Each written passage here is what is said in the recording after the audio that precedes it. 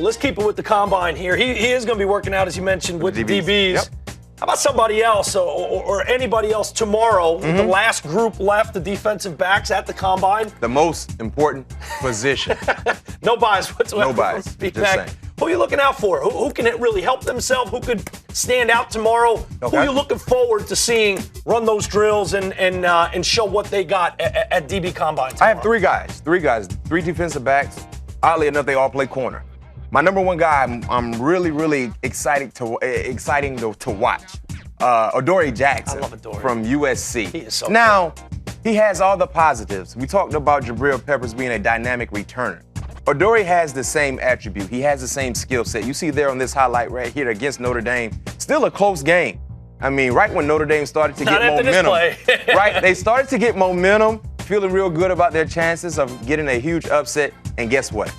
Jackson He's catches a game-changing the football. type of player. Yes. He just always seems to do that. Yes. In case you didn't see it the first one, he double Heisman's on you. Yes. And I like Adoree. Now, they have a few questions about Adoree, right? His size, for one. He's not the ideal prototypical corner. You want your corners to be at least 6'5", 11". He's a bit smaller. But also, what will he run?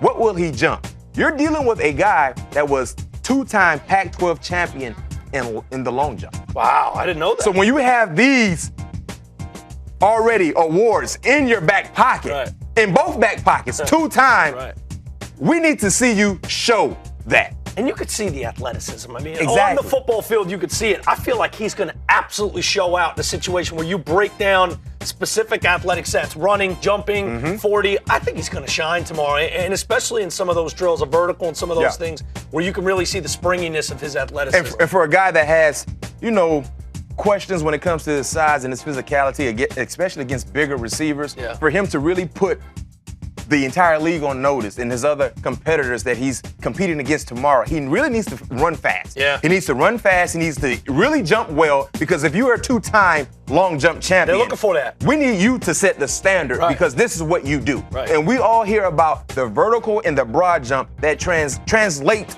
to the 40. So we need to see all three of those drills.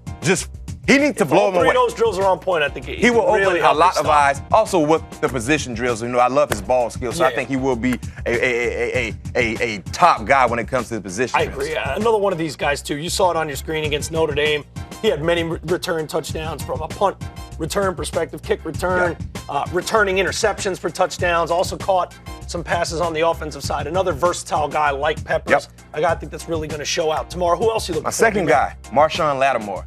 The consensus feel like he is the best corner in the draft. This is a guy that has hot tape. Granted, he's only been a one-year starter.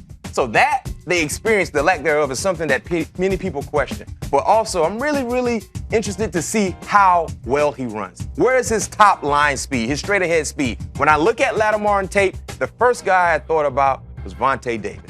Pro Bowler from the Indianapolis Colts. Almost the same body size. They have similar styles. I love Lattimore's his ball skills, his ability to go up and win 50-50 balls. He's a nice size corner, like I said. But that 1 year of experience, people want to see how well he looks in this position. Does he look fluid? Can he get in and out of his breaks? Will he be able to continue to have that mentality of trying to dominate? Because we feel like he's still a bit raw, but that's the most attractive part about him is that he's raw, but he's still Coach the best corner. You get him polished and work on his skills, and all of a sudden now, sky's the limit. So for me, I need to see Lattimore just do what we expect to see him do, because he is the top guy right now. The only thing that could take him out of that ranking is a horrible 40 time, bad testing, not really looking fluid in his drills. So that could be something that people say, you know what, we're not quite sure. Maybe X, Y, and Z may be a little better because they're a natural corner. They have more experience. So a little pressure on him tomorrow. It's a little pressure. Where do you think, are you looking, is he a top 10 guy? Is he a mid-round, first-round guy? People have Lattimore. He's probably going to go in the first round. People have Lattimore anywhere from 2 to like 10.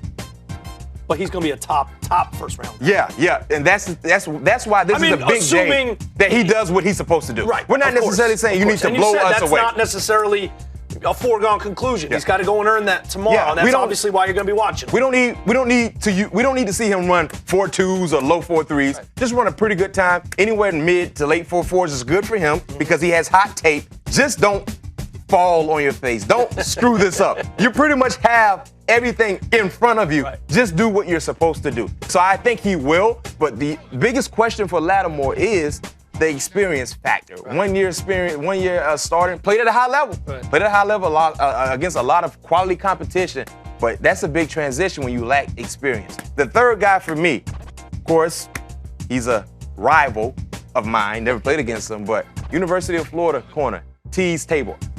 Big time corner. He's a stud. He's a guy that's been playing at a high level since day one, stepping foot in Gainesville on their campus. The thing about Tease is that the thing that I love about him, his size. He's a 6-footer. Oh, wow. He's a 6-footer. When you can get a 6-footer at corner that's very, very mobile, quick, elusive, that's a guy you love to put in your lineup instantly. The biggest question about Tease, what will he run? What's his 40 time? When you see him on tape, he runs well with receivers, but we know collegiate receivers and NFL receivers, they're night and day. Yeah. And we need to see guys with his size, his speed, they need to be able to transition very, very fast, in and out of his breaks. So how well will he look in his drills is another thing because this is a guy that can really improve his stock. I talked about Adoree Jackson, really opening a lot of eyes. Right. Tease has, the eyes are already open, but this is a guy, based on his size, playing at a high level his entire career, been basically a day one starter since stepping foot on campus in Gainesville. If he runs well, low 4.4s, and if he mess around, not get a triple double. If he mess around and run 4.3 anything, cha-ching. If he gets a triple double tomorrow, then we're really gonna open up. Well, shout out to Ice Cube on that one. Who's got the best tape of those three guys? Obviously, we don't know what happens tomorrow. We don't happens pro day. We don't know what happens. But from what's already in the bank, who has the best tape? Just football. And, Adoree has the extra attribute returning. Like we saw. Tease Tabor. Huh. I mean, he's played against a lot of top-notch and he's got that competition. six in front of his height, which is he's a 6-footer. He's a 6-footer. That's always important, especially as we're dealing with the Julios and such of the world, the AJ Greens. Oh my goodness. It's nice to be able to put a 6-footer on the outside.